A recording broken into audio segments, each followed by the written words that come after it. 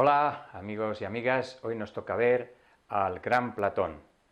Platón el Grande hemos titulado. Platón es grande en muchos sentidos. Primero, en la historia de la filosofía es un grande. ¿Por qué? Porque es el gran autor del que se conserva una obra escrita muy extensa, además una obra con un cuerpo doctrinal amplio que toca todos los temas, es decir, una auténtica teorización acerca de la realidad y de los grandes temas de la filosofía que tocamos hace mucho tiempo. ¿Cuáles eran, verdad? Eso lo primero, es, por ejemplo, es el creador de un sistema que luego vamos a calificar de idealista. Vale. Ese es un motivo. Otro motivo es incluso el motivo literario. Su obra no solamente es una obra filosófica, sino es una gran obra de la literatura griega y de la literatura universal. Y esa obra sobre todo son los diálogos, los famosos diálogos de Platón, la República, Timeo, en fin, un montón de ellos que están en todos los libros, tanto de historia de la filosofía como en los libros de literatura clásica. En todos esos diálogos aparece Sócrates como protagonista. Luego veremos por qué. Platón también es grande en otro sentido más literal. Era un individuo atlético. De hecho, Platón significa el de las anchas espaldas, porque había sido atleta. Su nombre auténtico, su nombre verdadero era Aristócles. Y era, ya que pega, ya que rima, era aristócrata. Es decir, era un hijo de personas ricas e influyentes en la ciudad, que eran las personas que tenían acceso a la educación, a cultivarse intelectualmente. Y fue precisamente Sócrates su maestro. Sócrates además se dedicaba, como ya hemos visto, a la enseñanza a los jóvenes atenienses con una motivación altruista y una motivación política y social. Fue su gran maestro. Platón realmente se considera un continuador de la obra de Sócrates, y lo es en realidad, aunque él hace aportaciones que no estaban en Sócrates. Bien, esos son los primeros dos grandes datos de su biografía. Vamos a ver solamente otros dos de los muchos que podríamos ver. Platón crea su propia, digamos, institución de enseñanza, la academia. La academia platónica es, por decirlo así, una especie de embrión de lo que después han sido las universidades, es decir, era un sitio donde se estudiaba de todo, donde se estudiaba todo tipo de materias. Eso sí, todas esas materias tenían una especie de exigencia previa, que era el estudio de las matemáticas. En la entrada de la academia ponía: nadie entre aquí sin saber matemáticas. Esto, por cierto, me viene a cuento para explicar que la filosofía y las ciencias, que la filosofía y las matemáticas y todas las demás ciencias son absolutamente una unidad, y que relegar la filosofía a una cosa de letras es una estupidez y una ignorancia. Solamente los que desconocen lo que es la filosofía y lo que es la historia del conocimiento humano pueden caer en ese error. Desde luego, Platón lo tenía claro, ¿verdad? También se ve ahí la influencia de otro gran autor anterior a Sócrates, que es Pitágoras. El pitagorismo tuvo mucha influencia en toda la filosofía griega y en el ámbito de Grecia, pero también y sobre todo en Atenas, que era la ciudad más próspera. Y desde luego Platón conocía el pitagorismo y le van a influir pues, bastantes puntos del pitagorismo. Por ejemplo, su teoría del alma, pero la propia teoría del número, es decir, de que algo que parece una cosa puramente ideal y abstracta, el número, tenga tanta importancia para todo, para la realidad física, para la realidad del conocimiento, para la música, para todo, eso es algo que también está en la teoría de Platón, en la teoría de las ideas que vamos a ver luego. El último aspecto de su biografía es el político. Platón, como su maestro Sócrates, tiene una intencionalidad política y moral. Hay que tener en cuenta que la moral y la política para estos autores van absolutamente unidas. Es decir, la política es una parte de la moral y no es su negación, como sucede a veces en la vida práctica, en la vida moderna, en la vida real, también en la vida antigua, desde luego. Esto le lleva a Platón a formular una teoría política también completa, coherente, de carácter utópico, idealista, que trató de llevar a cabo en la realidad, y todo el mundo que ha estudiado un poquito de filosofía conoce los resultados. Los resultados fueron desastrosos para el propio Platón, porque estuvo a punto de perder primero la libertad y luego la vida en los intentos de llevar sus ideas políticas a la práctica. Bien, estos tutoriales de Platón van a tener tres partes. Esta primera vamos a ver su teoría de las ideas y luego vamos a ver la famosa metáfora de la caverna, el mito de la caverna. Bien, también además tendrán una tercera, que será un comentario de texto, de un texto breve, muy breve, de Platón, donde además de aprender pues hacer un comentario de texto, acabaremos, por decirlo así, de ponerle la guinda final, el broche de oro a la exposición de Platón, que espero que os sirva por lo menos para enfrentar cualquier estudio más serio, más sistemático, de cara a un examen de selectividad, de unas oposiciones o estas cosas en las cuales uno tiene que tener, lo primero, las ideas bien claras. Bueno, todas estas teorías de Platón, que hemos dicho que son amplias, que recoge todos los temas, se pueden ver en dos tipos de exposiciones. Una de ellas sería una teorización completa, que es la famosa teoría de las ideas. Esta teorización se ve a lo largo de casi todos sus diálogos y es la parte central de su teoría, es decir, su hipótesis central que luego se va desarrollando en los demás aspectos, es decir, en la antropología, en la teoría del conocimiento, en la física, en la ética, en la moral. Su teoría de las ideas es el centro de todo eso. También tiene otra forma de exposición que ya digo se ha hecho clásica, no hay libro que no la recoja, ¿no? Con imágenes inclusive, con dibujos, con alegorías, que es el famoso mito de la caverna, que además tiene numerosas interpretaciones, y desde literarias hasta filosóficas y científicas incluso.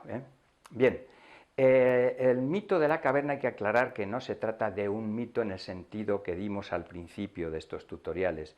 El mito de la caverna es un mito de creación de Platón. Entonces Platón utiliza el término mito como nosotros lo entendemos hoy, como una historia, como una metáfora, como una leyenda que puede perfectamente ser inventada para que nos sirva para entender otras cosas.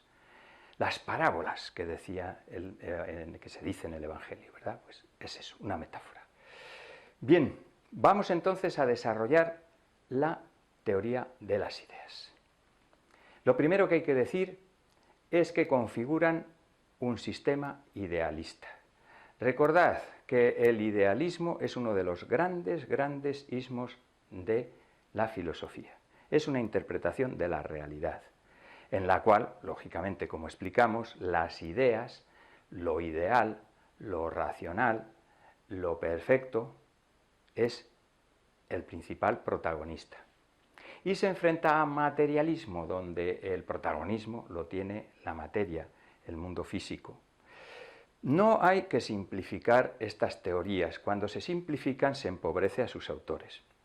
Y desde luego ni Platón, por ejemplo, que es idealista, ni Leucipo y Demócrito, que son materialistas, tienen nada de simples. Son tremendamente ricos de pensamiento y tremendamente estimulantes para el pensamiento, se piense o no como ellos. Y lo mismo sucedería, por ejemplo, pues, con Hegel, el idealismo absoluto, o Marx, que es un clásico materialista, ¿verdad? Tampoco ninguno de ellos es simple. Y si no, pues oye, leeros la dialéctica del espíritu de Hegel o el Capital de Marx y veréis que no son nada simples. Son pensamientos complejos pero tremendamente estimulantes.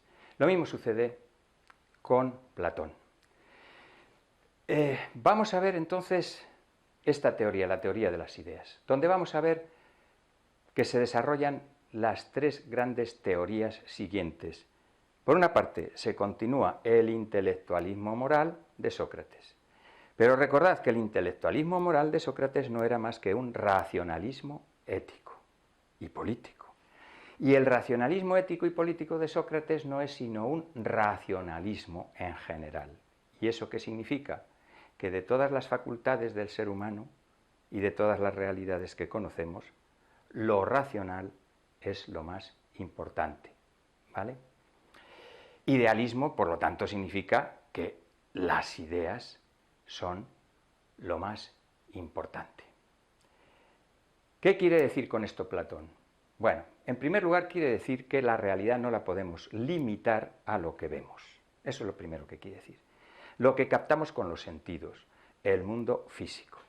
Que hay otra realidad situada, dice él, en un topos uranus, es decir, en un lugar que no sabemos exactamente dónde está, ni no quiere definirse sobre eso. Hay otra realidad que es evidente, que es innegable, que nosotros la vemos, pero no la vemos con los sentidos, la vemos con la mente, con la reflexión interna, con ese conocimiento que tenemos de nosotros mismos que decía Sócrates. Conócete a ti mismo, el oráculo de Delfos. Bien, ¿y qué es esa realidad? Pues esa realidad está constituida por ideas, por grandes ideas y por pequeñas ideas, porque no todas las ideas son iguales. Nosotros tendemos a pensar que todo lo que está en lo que llamamos hoy la mente, que antes llamaban el interior, o la psique, o el alma, o la razón, tendemos a entender que todo lo que está ahí dentro es subjetivo, es decir, que depende de cada uno, pero no es así. En absoluto es así. Y en esto el racionalismo tiene mucha razón. En nuestra mente hay realidades universales, es decir, que no son válidas solo para un sujeto, sino para todo sujeto que tenga uso de razón. Para todo sujeto que tenga uso de razón. Y si hay extraterrestres, voy a hacer esa broma, y tienen uso de razón, para ellos también sería válidas. ¿Y estas realidades cuáles son? Pues, por ejemplo, las realidades de las matemáticas y de la lógica, que 2 y 2 son 4, pues lo entiende todo el mundo que tiene uso de razón. Y eso es universal y no hace falta constatarlo con ninguna, digamos, experiencia sensible. Que el todo es mayor que cada una de sus partes, pues esto con un poquito más de esfuerzo también lo entiende todo el mundo una vez que ha llegado a un determinado desarrollo de su intelecto. Es decir, las matemáticas y la lógica son elementos universales, necesarios, que están ahí en nuestra mente, pero no en la mente individual. En la mente, por decirlo así, con mayúsculas, en la razón. O, como diría Platón, en el mundo de las ideas. ¿Vale? ¿Qué otras ideas encontramos en la mente? Pues, por ejemplo, las grandes ideas de valores morales y los valores estéticos. Es decir, lo que es bello y lo que es bueno, todo el mundo sabe lo que es. Nadie confunde un adefesio con una belleza y nadie confunde a un individuo que es un psicópata con el extremo de la bondad. Nadie es tan tonto como para eso, a no ser de que sea él el elemento patógeno, ¿no? Vale, los grandes valores también son universales, lo bello, lo bueno, lo justo. Pero finalmente hay otros muy importantes para el lenguaje humano, que son los conceptos universales que se refieren a las cosas. Las ideas universales referidas a cosas como casa, ser humano, animal, vegetal, árbol, todo eso que son nombres, ¿verdad? Pero no son nombres de objetos. El nombre de objeto sería un álamo, o sería un mono, o sería Platón. No, son nombres universales, se refieren a una categoría de seres, se refieren a la idea de un tipo de seres. Todos esos seres les une una idea común, algo que tienen en común. Sin esos términos universales, el lenguaje humano sería imposible, y por lo tanto sería imposible todo lo que llamamos hoy en día humano, ¿verdad? Bueno, la otra realidad que tenemos es la realidad física, es la realidad externa que da lugar a las cosas frente a las ideas. Bien, ¿por qué dice Platón que lo más importante son las ideas? Pues porque las ideas, aparte de que son perfectas, son inmutables, no cambian, no dependen del tiempo, no dependen de nada, están en la razón, son a la vez el arjé de las cosas, es decir, los modelos ideales con que la materia, que es eterna, como lo son también los elementos ideales, pero que es caótica, la materia es ordenada con esas ideas universales y así se constituyen los objetos físicos. Si hay montañas es porque hay una idea de montaña, si hay seres humanos es porque hay una idea de seres humanos, si hay animales es porque hay una idea de animal, etcétera, etcétera, etcétera. Las ideas son antes que las cosas. ¿Cómo es esto posible? Bueno, tenemos que poner la metáfora del arquitecto. Un arquitecto, antes de hacer una casa, ¿qué tiene? Antes de haber hecho ni siquiera el dibujo de la casa, tiene una idea, ¿verdad? Pues eso mismo piensa Platón que sucede en el mundo. La materia, los ladrillos y todo eso están ahí, pero están en un montón. Llega el arquitecto y dice, tengo una idea, la dibuja, esa sería la parte matemática y geométrica, y luego la llevan a cabo pues un conjunto de operarios y el propio arquitecto vigilando esas tareas. ¿Quién es el arquitecto del universo? Pues Platón habla del demiurgo. El demiurgo es como una especie de inteligencia ordenadora, de alma del mundo. Es una metáfora de cómo el mundo ideal actúa sobre el real y hace que la materia desorganizada se organice. Y es una especie de espíritu. Por lo tanto, en ese mundo de las ideas, en ese mundo ideal, en ese mundo perfecto, en ese mundo no material, está también, además de las ideas, este otro tipo de seres, las almas, el demiurgo, o las almas de los seres humanos, que son inmortales y provienen del mundo de las ideas. Y así explica también el conocimiento, lo veremos luego cuando el mito de la caverna. El conocimiento es recuerdo, dice Platón. ¿Por qué? Porque las almas han estado en el mundo de las ideas y han visto allí los auténticos diseños del mundo de las cosas. Han visto allí el original, el plano del arquitecto, el dibujo del arquitecto, y luego ven la casa real cuando están en este mundo. Esto lo vamos a desarrollar cuando expliquemos el mito de la caverna y desvelemos sus claves, ¿no? ¿Qué significa esa historia de los presos que están metidos en una caverna, etcétera? Entonces nos dará tiempo a ampliar esto último que he explicado ahora. Lo que sí que creo que podemos haber visto es que lo ideal, es decir, lo racional, para Platón es más importante porque existiendo desde siempre es el elemento que organiza el resto de la realidad. Y si el mundo es imperfecto es porque es material, pero las ideas no son imperfectas. Es imperfecto el mundo material, pero lo sería mucho más, o no lo sería siquiera, no sería más que un caos, sin esa influencia, sin esa, digamos, acción que tiene el mundo de las ideas sobre el mundo de las cosas.